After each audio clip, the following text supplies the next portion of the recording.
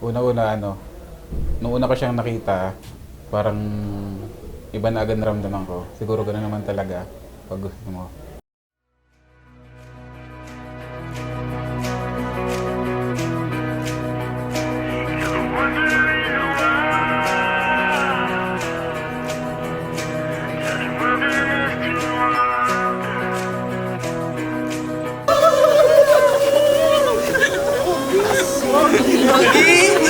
And I'm not afraid to follow. I see the world your way, and I'm not ashamed to say so. I see the Jesus way, and I'm walking in the light.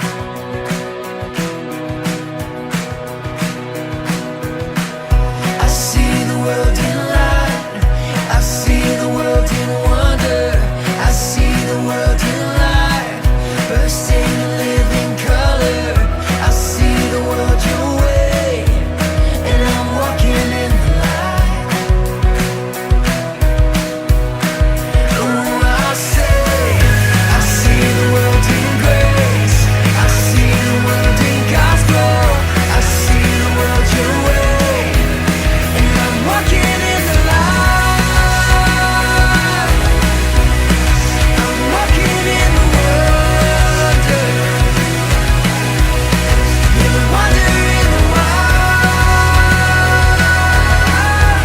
To the wilderness, to wonder. I see the world in love. I see the world in freedom. I see the Jesus way. In the wonder, in the Yes, and thank God for this wonderful time where we can affirm His love and care for you. We have been together, and yet God is gracious, and we have seen how He even continued to bless your marriage life. At finally, kung sa iba, ito ang simula ng kanilang yugto. Para sa akin, finally, ito ang katapusan ng ating yugto. Yugto sa paghahawak ng kaaway sa paggamit ng paulit-ulit sa atin, hindi tayo kasal. Magkasama kami sa simbahan, and then nung naging kasi ako sa simbahan, naging black sheep ako. And then tinanggal nila ako.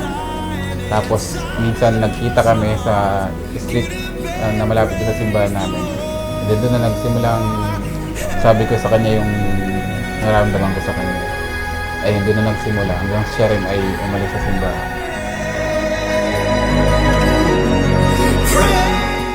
Na-fall ako sa kanya, na-fall talaga. Mabango. Mabango siya, tsaka malinis sa katawan, mabait. Minsan walang significant reason, basta naramdaman na lang. Period, sinabi ni Lord na siya talaga. Siya na talaga yung future. Salamat sa Panginoon dahil binigay ka niya sa akin.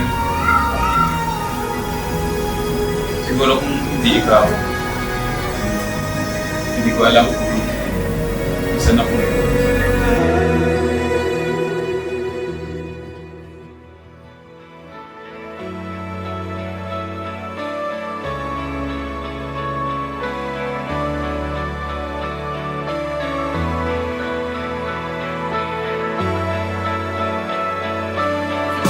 Finally here at your feet again. Everything I am, reaching out, I surrender.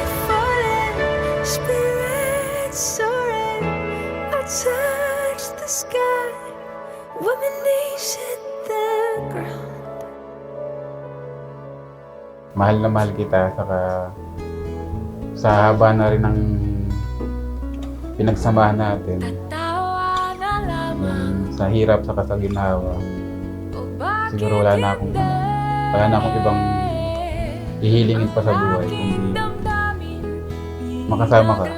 See you later and I love you.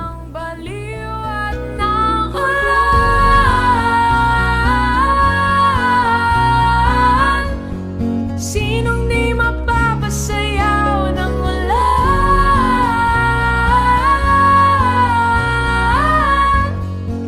Salamat ako kay Lord kasi ikaw yung naging partner ko. Kung ano yung hindi mo kaya, ayun yung pinupunan ko. Tapos kung ano yung hindi ko kaya, yun yung ginagawa mo. I love you pa. I love you so much.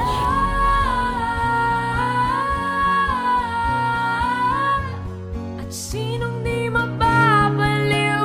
Ulan, ulan, ulan, ulan, ulan. Pag-pray mo, mga ilang araw bago yung kasal mo, mabigat na ulan yung mararamdaman mo. Pero sa mismong kasal mo, i-hold ko yun.